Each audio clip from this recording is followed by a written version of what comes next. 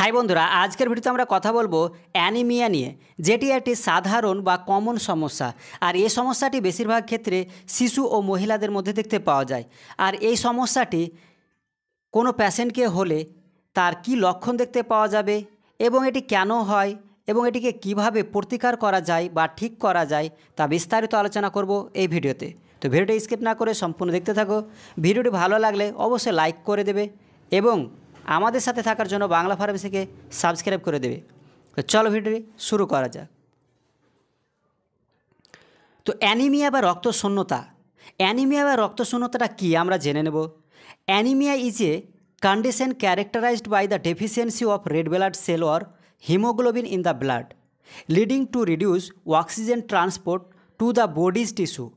তার মানেটা হচ্ছে অ্যানিমিয়া হচ্ছে এমন একটা কন্ডিশন বা অবস্থা যেখানে রেড ব্লাড সেল অথবা হিমোগ্লোবিনের খাংতি দেখতে পাওয়া যায়, ঠিক আছে, ঘাটতি দেখতে পাওয়া যায় ব্লাডের মধ্যে, যার ফলে অক্সিজেন ট্রান্সপোর্ট অর্থাৎ অক্সিজেন সরবরাহ কমে যায় আমাদের শরীরের টিস্যুর মধ্যে।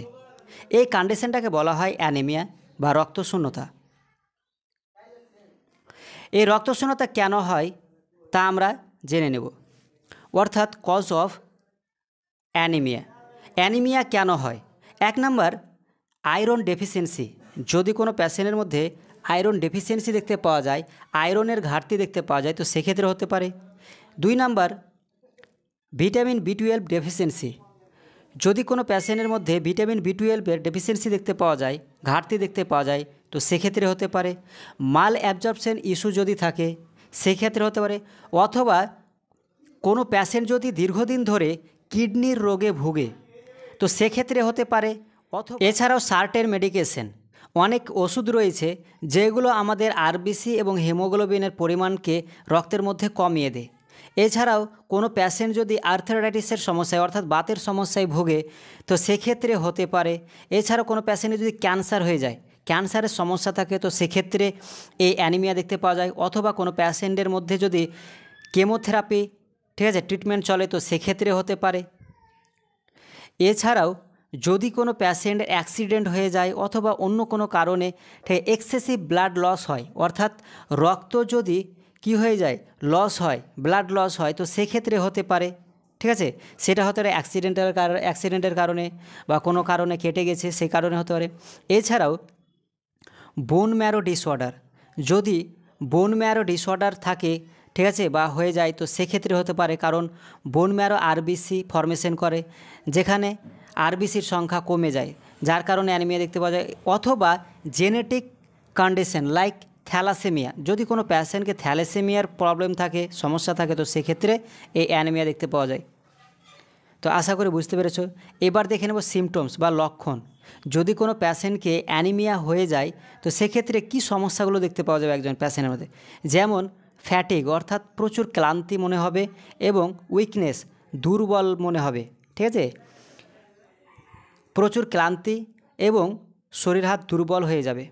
এছাড়াও ডিজিনেস, মাথা ঘোরার সমস্যা দেখতে পাওয়া যাবে। এছাড়াও পেল আর ইয়েলো স্কিন, চাম কি হয়ে যাবে, পেল অথবা ইয়েলো কালারের মতো হয়ে যাবে।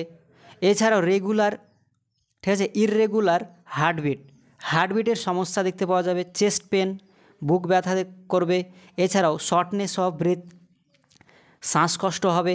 এই সমস্ত কন্ডিশনগুলো একজন পেশেন্টের মধ্যে দেখতে পাওয়া যাবে। এবার যদি কোনো পেশেন্টকে অ্যানিমিয়া বা কোনো লক্ষণ দেখতে পাওয়া যায়, তো তার জন্য ডায়াগনোসিস কী করা যেতে পারে, অ্যানিমিয়াকে ডিটেক্ট করার জন্য কি কি টেস্ট করা যেতে পারে। 1 নম্বর সিবিসি, অর্থাৎ কমপ্লিট ব্লাড কাউন্ট যেটাকে বলা হয়। এছাড়াও আয়রন বা ফেরেটিন লেভেল চেক করে নিতে হবে, ঠিক আছে। রেটিকুলোসাইট কাউন্ট দেখে নিতে হবে। বোন ম্যারো বায়োপসি করে নিতে হবে। এই সমস্ত ডায়াগনোসিসগুলো করা যায়।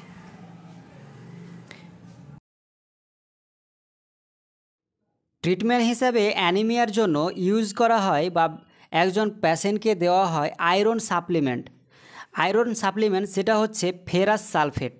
এই ফেরাস সালফেট 325 mg একজন অ্যাডাল্ট পেশেন্টকে দিনে 3 বার দেওয়া যায়, অর্থাৎ 325 mg করে দিনে 3 বার। এটি তোমরা মার্কেটে পেয়ে যাবে ফ্যার ইন সল নামে, ঠিক আছে। এছাড়াও অ্যানিমিয়ার জন্য ইউজ হয়ে থাকে বা ব্যবহার করা যায় ফেরাস গ্লুকোনেট 240 mg দিনে 3 বার, অর্থাৎ 240 mg করে দিনে 3 বার একজন অ্যাডাল্ট পেশেন্টকে দেওয়া যায় বা দেওয়া হয়। পরবর্তী মেডিসিন যেটি অ্যানিমিয়ার জন্য বা ট্রিটমেন্ট হিসাবে দেওয়া হয় সেটি হচ্ছে ভিটামিন B12 সাপ্লিমেন্টস।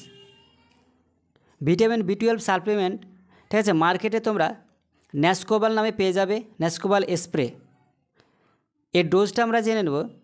একজন অ্যাডাল্ট পেশেন্টের জন্য এই ভিটামিন B12, যেটাকে সায়ানোকোবালামিন বলা হয়, এটা 1000 মাইক্রো এমজি, 1000 মাইক্রো এমজি দিনে একবার ওরালি।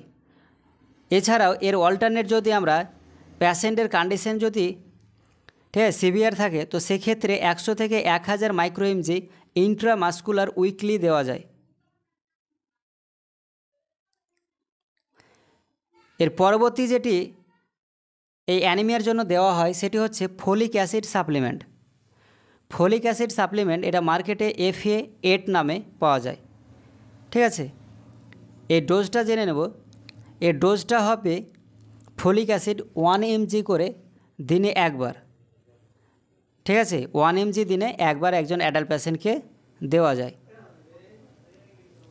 এছাড়াও ট্রিটমেন্ট হিসাবে এরিথ্রোপয়েসিস স্টিমুলেটিং এজেন্ট ইউজ করা হয়, যেটি হচ্ছে epoetin alfa 50 to 100 mg, 50 to 100 units per kg. এটি দেওয়া হয় সাবকিউটেনাস অর ইন্ট্রাভেনাস সপ্তাহে 3 বার, 1 সপ্তাহে 3 বার, 3 টাইম এ উইক, 1 সপ্তাহে 3 বার দেওয়া যায়। এছাড়াও পেশেন্টের কন্ডিশনের উপর ডিপেন্ড করে, ঠিক আছে, ব্লাড ট্রান্সফিউশন করা হয়, অর্থাৎ depending one severity and case. তো এই ছিল আজকের ভিডিও। যদি ভিডিওটি ভালো লাগে অবশ্যই ভিডিওটিকে লাইক করে দেবে এবং আমাদের সাথে থাকার জন্য বাংলা ফার্মেসিকে সাবস্ক্রাইব করে দেবে। Thank you.